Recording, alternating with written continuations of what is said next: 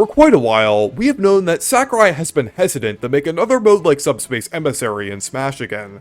Since back when Brawl released, people were uploading the cutscenes to YouTube. Sakurai felt that these cutscenes were a reward for playing the game, and the videos being posted online kind of defeated the purpose of them. While I completely understand this sentiment, I never felt that them being posted online completely diminished their value. I would say that most gamers nowadays, including myself, actively avoid watching spoilery videos on YouTube and try to avoid getting spoiled in general. Like, I've always found it really annoying that certain channels upload spoilers before the game even releases, and I always go out of my way to try to avoid that. So I still think there is a lot of value of having cutscenes like that in these games. But it turns out now that the road trip mode in Kirby Air Riders has a substantial amount of cutscenes. After every stage, and sometimes even halfway into some stages, a cutscene plays. Without spoiling it, it dives into Zora as a character and introduces a lot of interesting lore. These cutscenes were done by Digital Frontier, the same animation studio who made the character reveal trailers for Smash 4 and Ultimate, and they look absolutely incredible. Some of the best cutscenes we've ever seen in a Kirby game.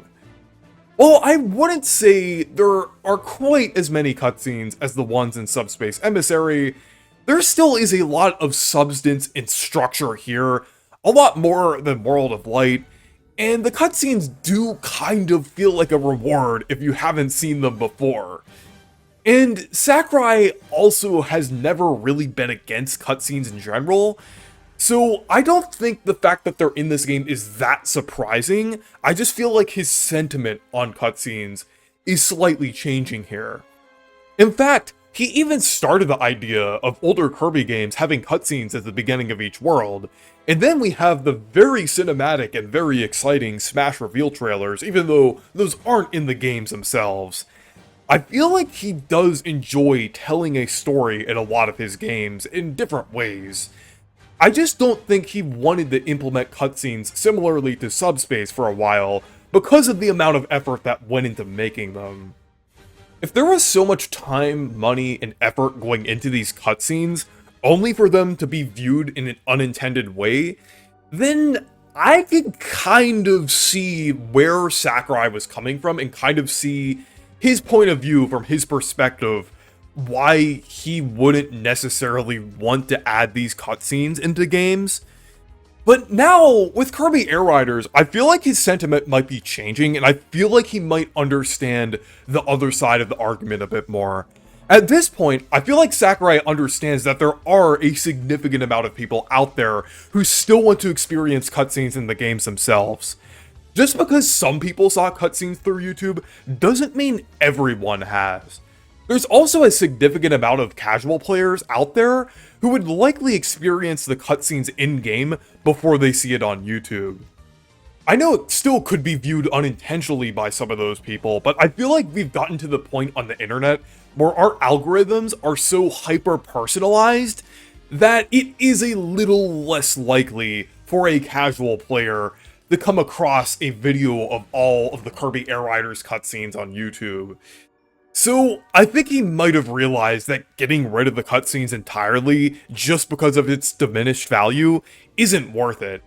Then there's also the fact that we have been getting so many other big Nintendo-published games that have crazy and interesting cutscenes that weren't ruined due to them being uploaded to YouTube as well, so I think that might have been another thing that Sakurai considered here. So that kind of begs the question, will we get another mode on the scale of Subspace Emissary in the next Smash game? I would say possibly, but I still don't think it's super likely. Kirby Air Riders is still in a different series after all, so Sakurai might have felt a little differently here. This game seems to be his ultimate Kirby game, so having a bombastic story with a lot of cutscenes makes sense, and it feels like an homage to Kirby having interesting lore. So there is a possibility that this could be an exception and not the rule. But at the same time, if he had that philosophy of there not being a point of having cutscenes, then there probably wouldn't have been as many of them in this game. So I do think there is a decent possibility. But anyways, let me know what you think of this down in the comments, and thank you guys for watching this video.